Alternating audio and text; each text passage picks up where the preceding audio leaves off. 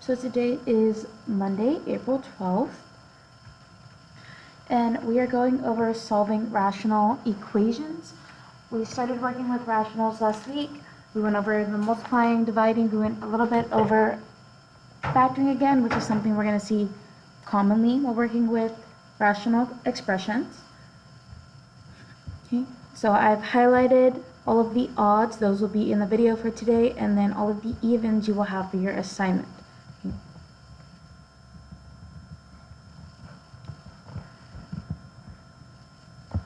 So we have two methods of solving when it comes to solving rational equations. Our first method is we have a proportion. And proportion just means I have a fraction equal to another fraction. So let's use some x's and y's for the first fraction. So let's say x over y equals some other fraction, a over b. And x, y, a, and b can be any numbers in the world. I'm using letters for the example. So this says with proportions we condense into one proportion, so fraction equals fraction, and we cross multiply to solve. So I'd multiply x and b together, and I would multiply y and a together. And this will give us x times b equals a times y. The other method is using LCD. So LCD is least common denominator. And method 2 says to multiply each side of the equation by the least common denominator and then solve the resulting equation. We're going to use both methods. Okay. In some cases, it's best to use certain methods. In others, you can use either. It just depends which one you like.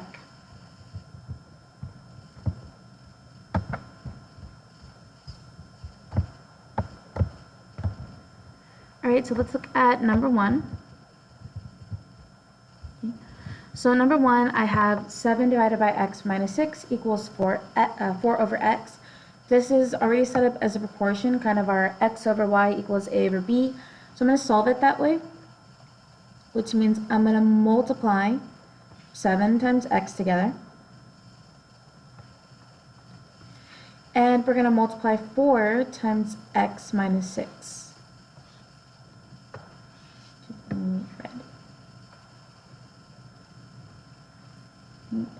So 4 times x minus 6. Now we have to distribute on the right hand side, so my 4 has to go to x and to negative 6, so that we now have 7x equals 4x minus 24. And now this is solving for x, this is just solving for a variable, so we're going to get all of our x's on one side by subtracting 4x from both sides, and we get 3x equals negative 24. Divide both sides by 3 to get x completely alone, and this tells us that x equals negative 8. Now up here this does say to check all solutions. Have it as much as possible. So whatever answers you get, you do need to plug them into the original equation and see if they work. We're going to see our original equation again. So I'm going to take my answer of 8 and I'm going to plug it in whenever I see an x in number 1. Okay, so this is our quick check. So 7 divided by negative 8 minus 6 equals 4 divided by negative 8.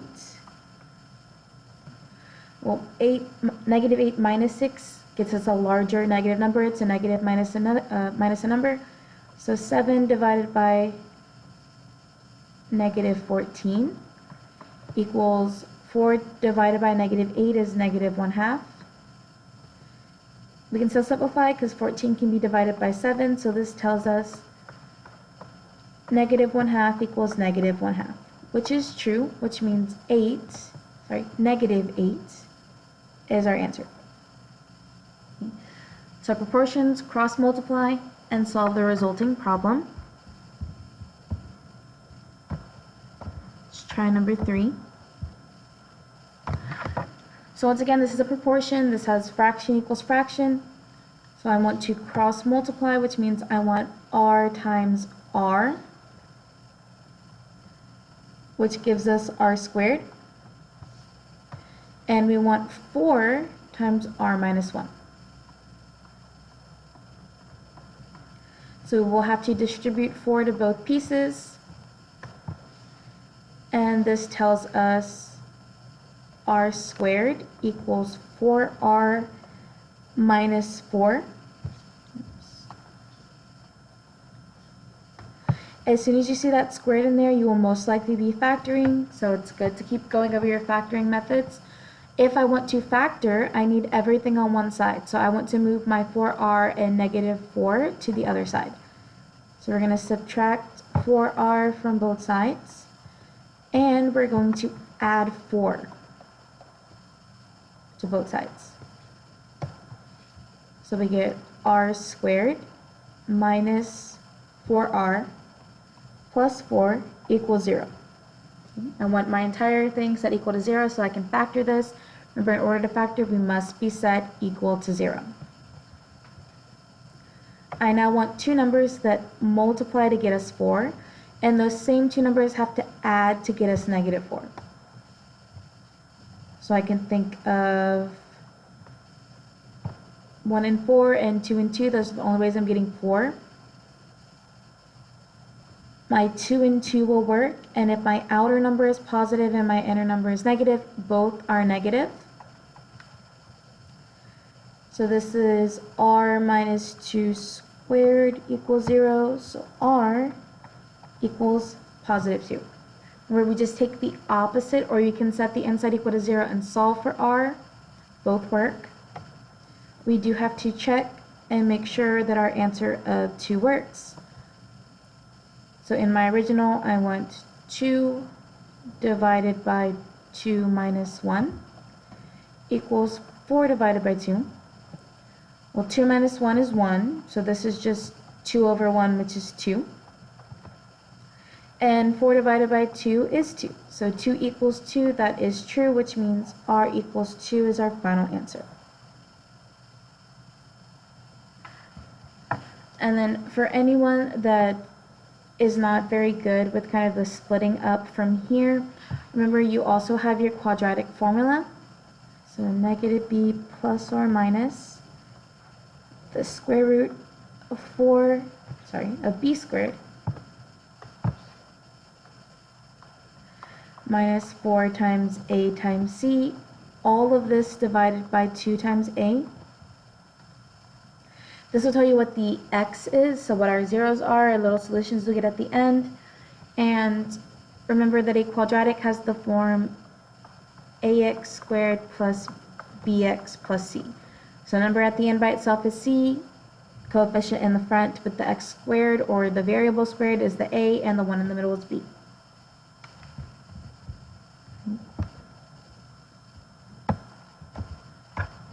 Let's try one more proportion. So same thing as last time, I want to go ahead and cross multiply. So y is going to be multiplied to y plus 5, and 3 will be multiplied to y plus 8. So y times y plus 5. I'm going to distribute my y to both pieces. This says y squared plus 5y equals 3 times y plus 8. Same thing, distribute over here. 3 goes to y, 3 goes to 8. So 3y plus 24. Once again, you have that squared in there. This is a quadratic, which means I want everything on one side. So we are going to subtract 3y from both sides and subtract 24 from both sides, so that we get y squared plus 2y minus 24 equals 0. So there's our quadratic. Once again, we want two numbers that multiply to get us to the back, and the same numbers have to add to get us in the middle. So I know I'm going to have a y and a y.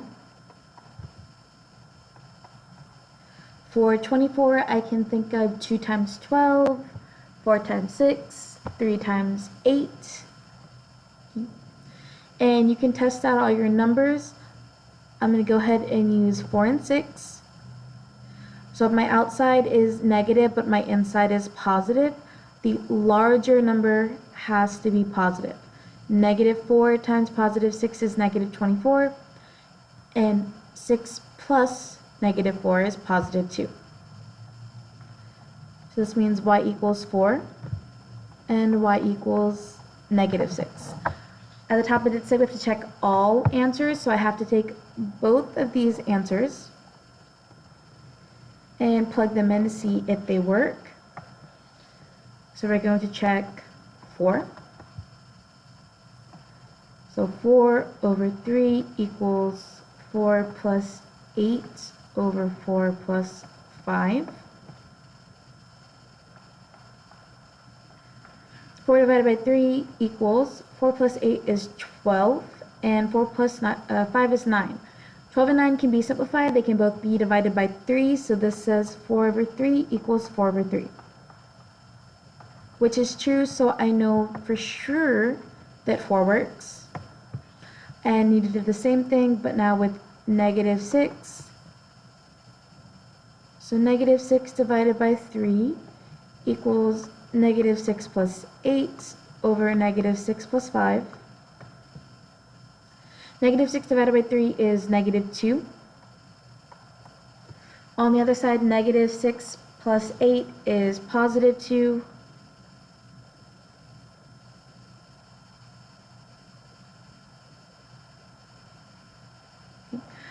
Negative 6 plus 5 is negative 1. So this says negative 2 also equals negative 2. This one works out. Since both of these work, that means that both of these are our answers.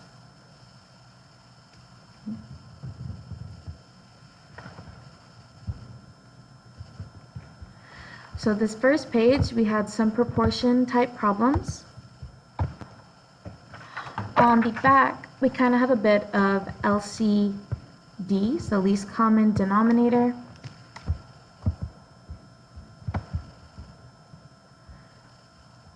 So let's take a look at number 7. So first thing with number 7, I have 4 divided by 3 minus 7 divided by n equals 1 over 6. When we are adding or subtracting fractions,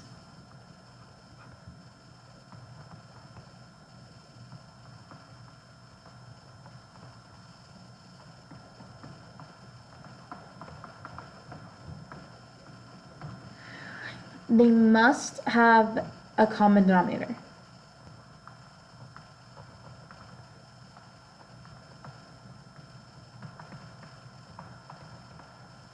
Okay. So I need a common denominator in order to add or subtract my fractions. So we're not going to look at this side of the equation. I'm worried about this side first because this is adding or subtracting a fraction. If I look, my two denominators are 3 and n. So the least common denominator for this one would be 3 times n. So for the first fraction, if I want the bottom to have an n, I need to multiply top and bottom by n. And then for my second fraction, I need to multiply top and bottom by 3. And this is because I want both of these to have a denominator of 3n, so I gotta multiply top and bottom. It's like multiplying by 1. So multiply straight across, we get 4n over 3n minus 21 over 3n equals 1 over 6. Okay. Now since these have the same denominator, I can just write them as one fraction. 4n minus 21 over 3n equals 1 over 6. And now this is just like my proportions, so I'm going to cross multiply.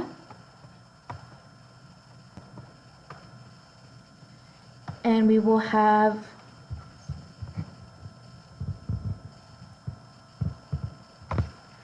we will have 6 times 4n minus 21 equals 3n.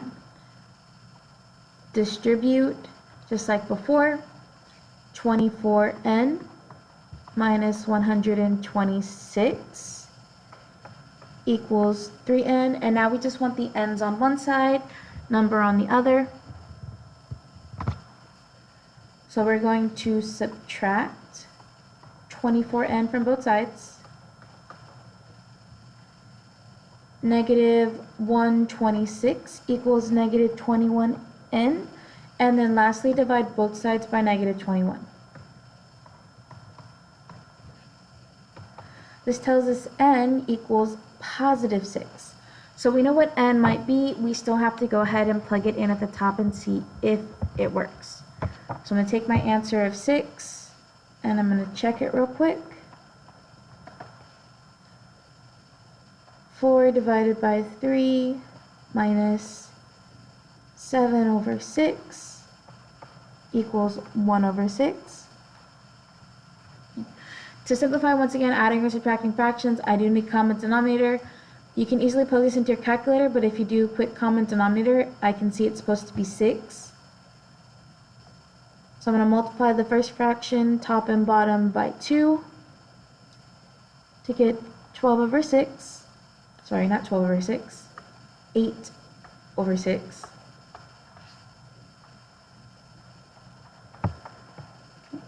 And then minus 7 over 6 equals 1 over 6. Just subtract across the top. 8 minus 7 is 1. 1/6 equals 1/6, which is true. So that means our answer of n equals 6 is correct.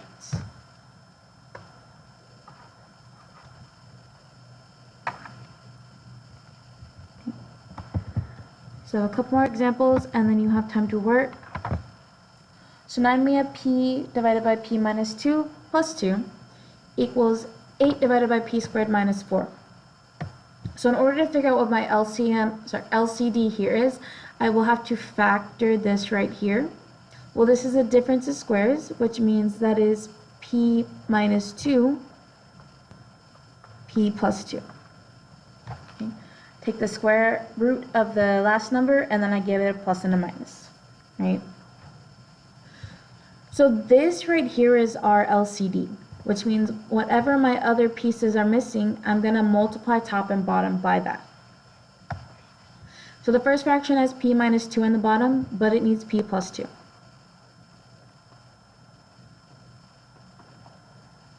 So first fraction gets multiplied by p plus 2 in the top and the bottom. My 2 is just 2 over 1, so it's missing both pieces.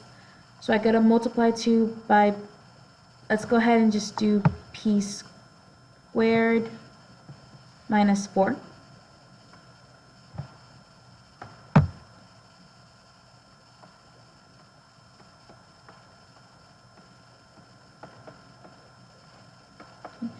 And my other side's completely fine. So in the first fraction, the p is going to go to both p and 2. So that is p squared plus 2 over, I know the bottom is this right here. So I'm going to say p squared minus 4. In the middle, 2 goes to p squared and a negative 4. So 2p squared minus 8. This is also over p squared minus 4.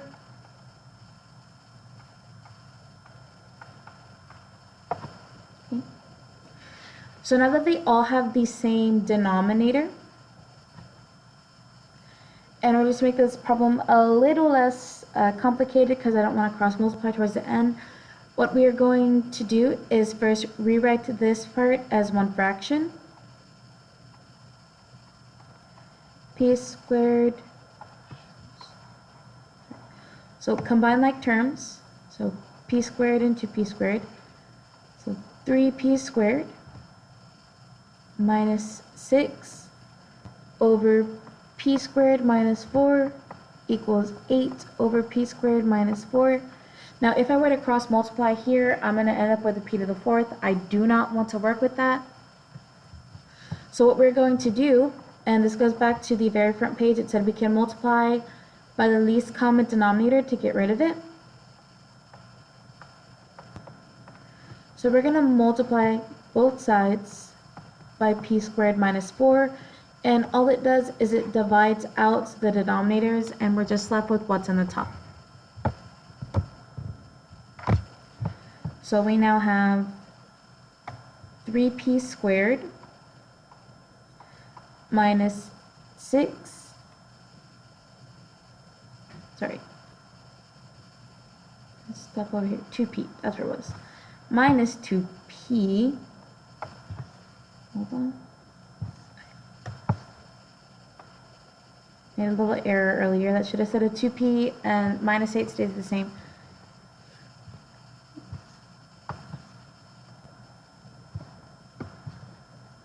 So plus 2p and then minus 8. Sorry. So 3p squared plus 2p minus 8 equals 8. This is a quadratic. Subtract 8 from both sides. So we now have 3p squared plus 2p minus 16 equals 0. So we can do our AC method, which as we multiply a to the back, so this becomes 3p, sorry, not 3p squared, I multiplied that to the back, p squared plus 2p minus 48.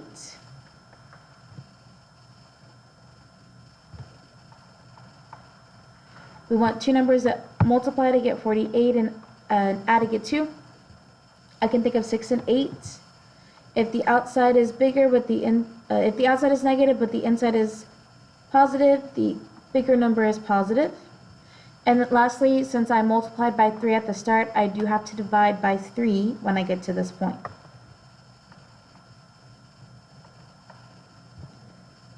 So this says p equals positive 2 and p equals negative 8 over 3. So I just switched the signs and simplified. I do need to check both of those answers, which will not take as long as you think.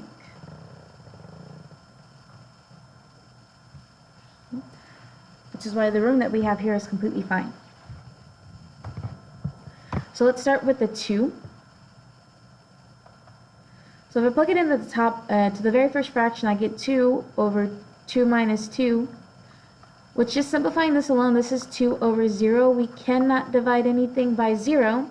I can divide 0 by a number, but I can't divide a number by 0. Okay. Which means I can't use 2, cross it out. And now I'm just going to plug in. I'm just going to plug in my negative 8/3. So this one you will have to type into the calculator to kind of see if it works out. So all the p's get replaced with negative 8/3.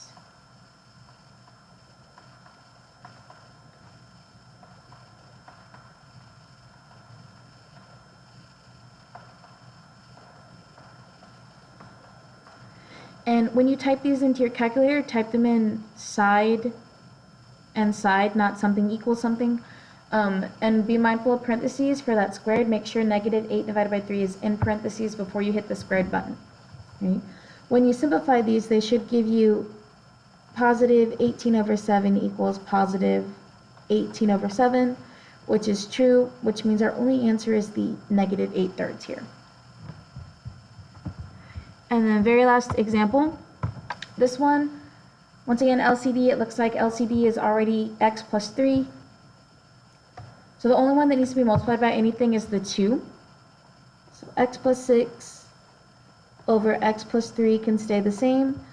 2 has to be multiplied by x plus 3 over x plus 3. And my last part can also stay the same. So I'm going to rewrite the first part exactly as it is. For the second part, 2 goes to x and 2 goes to 3.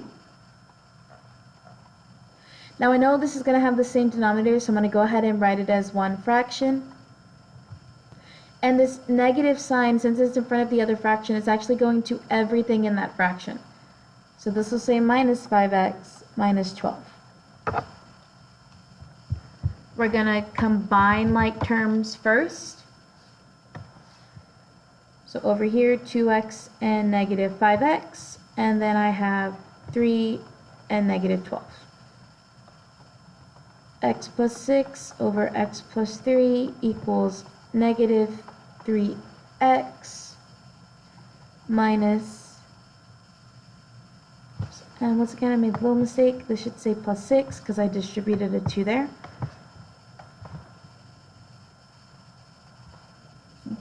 So minus 6, and this side is over x plus 3. And if I were to cross multiply, I would end up with a quadratic because I'd get an x times an x. I really don't want to do that. So I'm just going to go ahead and multiply both sides by that least common denominator of x plus 3. Those are gone. And we have x plus 6 equals negative 3x minus 6. X is on one side, numbers on the other side. So minus 6, add 3x, add 3x, and we now have 4x equals negative 12. If we divide both sides by 4, we get x equals negative 3. That's the only answer that we get, so take it and plug it back in. If we just go ahead and plug it into the very first fraction, negative 3 plus 6 is fine, that's positive 3. But negative 3 plus 3 is 0. So this is 3 over 0, which once again we can't divide by 0. So the only answer we got did not work, which means our answer is no solution.